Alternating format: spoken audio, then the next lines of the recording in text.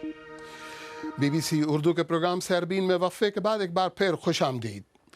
پیس maker یعنی وہ آلہ جو دل کی دھڑکن کو کنٹرول کرتا ہے، اکثر اوقات دل کے مریضوں کے لیے زندگی اور موت کے درمیان واحد فرق بھی ہوتا ہے، لیکن غریب ممالک میں ہر کوئی اسے خریدنے کی استطاعت نہیں رکھتا۔ اب ایک برطانوی خیراتی ادارہ وفات پانے والے افراد کے جسموں سے نکالے گئے پیس میکرز کو دوبارہ استعمال کرنے کے لیے غریب ملکوں میں بھیجنے کے منصوبے پر کام کر رہا ہے۔ BBC کی نامہ نگاہ ٹیولپ مزمدار کی رپورٹ۔ زندگی بچانے والے ایسے ہزاروں والے یورپ بھر میں آخری رسومات ادا کرنے والے اداروں کے پاس بیکار پڑے ہوئے ہیں۔ میت کو دفن کرنے یا جلانے سے پہلے دل کی دھڑکن کو قابو میں رکھنے والے ان پیس میکروں کو نکال لیا جاتا ہے۔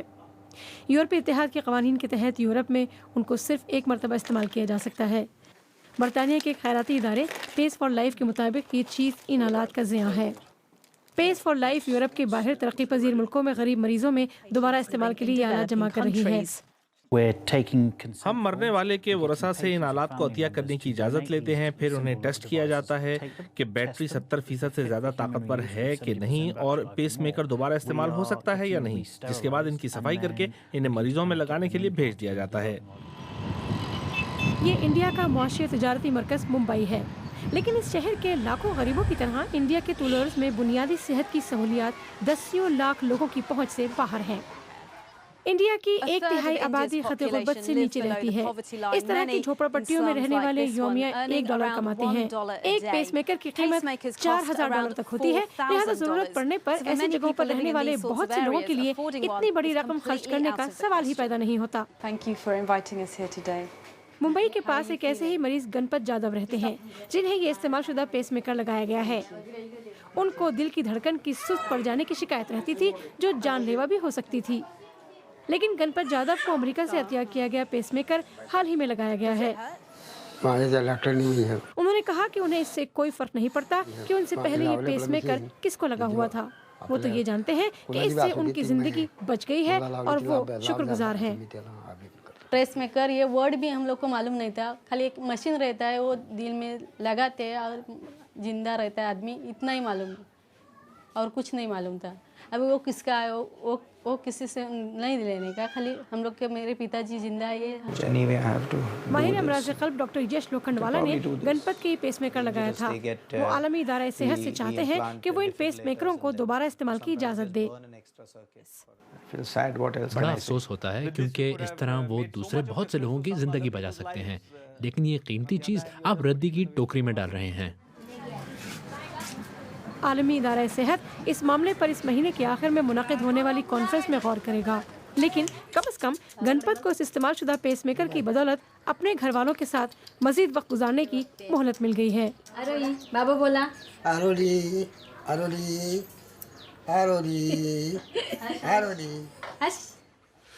ہمارے ساتھی محمود جان بابر نے اسلام آباد میں ماہر امراض قلب ڈاکٹر اسد علی سلیم سے پوچھا کہ کیا استعمال شدہ پیس میکر غریب ملکوں میں بھیجنے سے وہاں کے لوگوں کو کوئی فائدہ ہوگا، کیا اس کا کوئی نقصان تو نہیں؟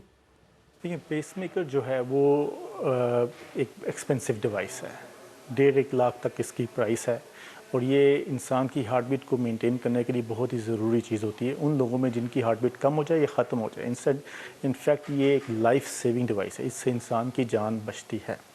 اب چونکہ یہ مہنگی ڈیوائس ہے تو اب میرا نہیں خیال کہ ابھی ایسی کوئی پروگرام ہوا ہے کہ جس میں وہ بھیجنا شروع کر رہے ہیں، لیکن میں یہ سن رہا ہوں کہ مجھے سننے میں آ رہا ہے کہ وہاں پر اس طرح کی ایک کیمپین چلی ہے کہ جو لوگ وہاں پہ جن کی ڈیتھ ہو جاتی ہے تو ان کے جو پیس میکر کو ایکسپلانٹ کر لیا جائے، نکال لیا جائے اور ان کو اچھی طرح اسٹیرلائز کر کر تھرڈ ورلڈ کنٹریز میں بھیجا جائے جہاں کے پیس میکر بہت ایکسپینسو ہیں، جہاں لوگ افورڈ نہیں کر سکتے۔ یہاں پہ لوگ پیس میکر افورڈ نہ کرنے کی وجہ سے جان کھو دیتے ہیں۔ اگر ان کو ایسا پیس میکر مل جائے تو اس میں کوئی غلط بات نہیں ہے۔ تو ڈاکٹر صاحب، یہ کتنا ٹھیک ہے کہ یہ پیس میکر دوبارہ استعمال کرنے کے قابل ہوتے ہیں، یعنی اتنے ہی یوزفل ہوتے ہیں جتنے یہ پہلے کبھی ہوا کرتے ہیں؟ دیکھیں، استعمال اگر ان کو اچھے طریقے سے اسٹیرلائز کیا جائے، اس میں کچھ پری کنڈیشنز ہونی چاہیے، ان کو اچھے طریقے سے اگر اسٹیرلائز کیا جائے تو وہ استعمال کرنے کے قابل ہوتے ہیں، لیکن اس میں یہ ضروری ہے کہ آپ پیشنٹ کا کنسنٹ لیں، پیشنٹ کو بتایا جائے کہ بھائی یہ ہم وہ والا پیس میکر لگا رہے ہیں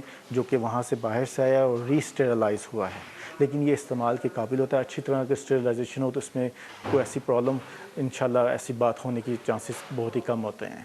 ڈاکٹر صاحب یہ بتائیے گا کہ پاکستان میں پیس میکرز کی قیمت کیا ہوتی ہیں اور کیا یہ سرکاری ہسپتالوں میں ان کے لگائے جانے کے پیسے بھی لیے جاتے ہیں؟ دیکھیں پیس میکر کی مختلف قیمتیں ہیں، مختلف قسم کے پیس میکرز ہیں. ایک پیس میکر ہے اس کی قیمت کچھ 1.25 لاکھ تک ہے، اس میں ایک تار یوز ہوتی ہے. 2 تاروں والا پیس میکر 1.5 لاکھ سے 1,60,000 میں ہوتا ہے. اور پھر کچھ آئی سی ڈیز ہیں جن میں پیس میکر بھی ہوتا ہے اور وہ آئی سی ڈی بھی ہوتا ہے. وہ تو بہت ایکسپینسو ہے. وہ جو ایک تار والا آئی سی ڈی ہے جو پیس میکر کی طرح کام کرتا ہے، کچھ لوگوں کو اس کی بھی ضرورت ہوتی ہے، وہ 7.5 لاکھ کا ہے، پھر 10 لاکھ کا ہے، پھر جو سب سے مہنگا والا ہے وہ 15 لاکھ کا ہے. اسی طرح 4.5-5 لاکھ کا بھی ایک پیس میکر ہے جو کچھ لوگوں کو ضرورت ہوتی ہے، مختلف ضرورت کے لحاظ سے. اور یہ جو ایکسپینسو ڈیوائسز ہیں یہ ہر ایون سرکاری ہسپتال میں بھی لوگ ان کے پیسے لیتے ہیں. کچھ لوگوں کو زکوٰۃ فنڈ یا بیت المال سے مل جاتا ہے، لیکن ہر ایک کو فری نہیں ملتا، اور یہ سرکاری ہاسپٹلس کے اندر بھی پیسے لیے جاتے ہیں. تو پاکستان میں ہمارا جو طبی عملہ ہے یا جو ڈاکٹرز ہیں، اسپیشلسٹ ہیں، وہ کتنے کیپیبل ہیں کہ وہ یہ پیس میکر جو یوزڈ ہوتے ہیں ان کو اچھے طریقے سے اسٹیرلائز کر کے دوبارہ استعمال کے قابل بنائیں؟ دیکھیں اس میں کچھ ہمارے بہت کم لیکن مختلف جگہوں پہ میرے کولیگز بھی ہیں اور کچھ میں لوگوں کو جانتا ہوں کہ وہ اس طرح کے پیس میکر انہوں نے لگائے ہیں اسٹیرلائز کر کے غریب آدمی کو جو کہ افورڈ نہیں کر سکتا، جس کی بالکل جان جانے والی ہو. ہم ایسی ایگزامپلز ہیں کہ ینگ آدمی ہے 30 ایئرز اولڈ ہے یا عورت ہے جو 50 سال کی ہے اور اس کو وہ پیس میکر کی ضرورت ہے اور وہ بالکل افورڈ نہیں کر سکتی اور اس کی ہمیں نظر آ رہا تھا کہ شی ول ڈائی، تو اس کو لگے ہیں اور وہ they have done well. Doctor صاحب اس کے کتنے امکانات ہیں کہ اگر ایک پیس میکر ایک بار استعمال ہو چکا ہے اور وہ کسی اور کو لگایا جاتا ہے تو وہ جراثیم بھی اپنے اس پہلی والی باڈی کے لے جا کے دوسری والی باڈی کو منتقل کر لیتا ہے، یا انفیکشن وہ جو پہلے والے مریض میں ہوتی ہے وہ دوسرے والے مریض میں چلی جائے، تو اس کے کیا امکانات ہوتے ہیں؟ دیکھیں ضروری نہیں ہے کہ جس پیشنٹ کی ڈیتھ ہوئی ہے اس کو انفیکشن کی وجہ سے ڈیتھ ہوئی ہے. کئی لوگوں کی ہارٹ اٹیک سے ڈیتھ ہو جاتی ہے. نمبر 2 بات یہ ہے کہ انفیکشن اگر نیا پیس میکر بھی لگے تو اس میں بھی انفیکشن کا چانس ہوتا ہے. آئیے دیکھتے ہیں اس موضوع پر ہمارے سوشل میڈیا صفحات پر لوگ کیا کہہ رہے ہیں. امجد اسلام حاجنا کہتے ہیں بھائی سب چیزوں کا مالک اللہ ہے، اللہ ہی کے ہاتھ میں ہمارے دلوں کی دھڑکن اور زندگی بھی ہے. لاہور سے نعیم قاضی کہتے ہیں سیکنڈ ہینڈ پیس میکر بھی سیکنڈ ہینڈ کپڑوں کی طرح ہی لگتا ہے. اٹک سے زبور احمد کہتے ہیں کہ غریب ملکوں کا تو پتہ نہیں، اس سے انہیں کچھ فائدہ تو ضرور ہوگا. اور جموں سے بلال احمد نے لکھا کہ یہ ایک اچھا قدم ہے غریب لوگوں کے لیے جنہیں اس سے مدد مل جائے گی. نظام خان کاکڑ کہتے ہیں پاکستانی 2 وقت کی روٹی کے لیے ترستے ہیں، کیا خاک فائدہ ملے گا؟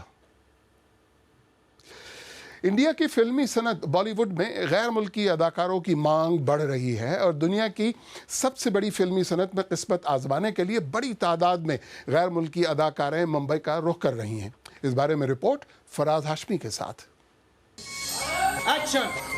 ممبئی کا نیا ٹی وی ڈرامہ فرنگی بہو.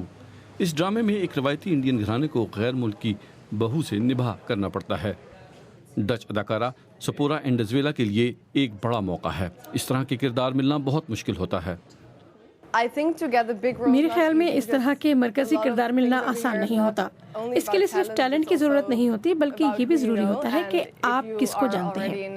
اگر آپ کسی امیر گھرانے سے ہوں تو یہ بہت آسان ہو جاتا ہے. سپورا ڈانس سیکھنے کے لیے ممبئی آئی تھی، پھر انہوں نے ماڈلنگ شروع کی اور اداکاری میں آ گئیں. وہ یہ مانتی ہیں کہ وہ بہت خوش نصیب رہی ہیں. برطانیہ سے تعلق رکھنے والی فنکارائیں ڈانس کی ریہرسل کر رہی ہیں.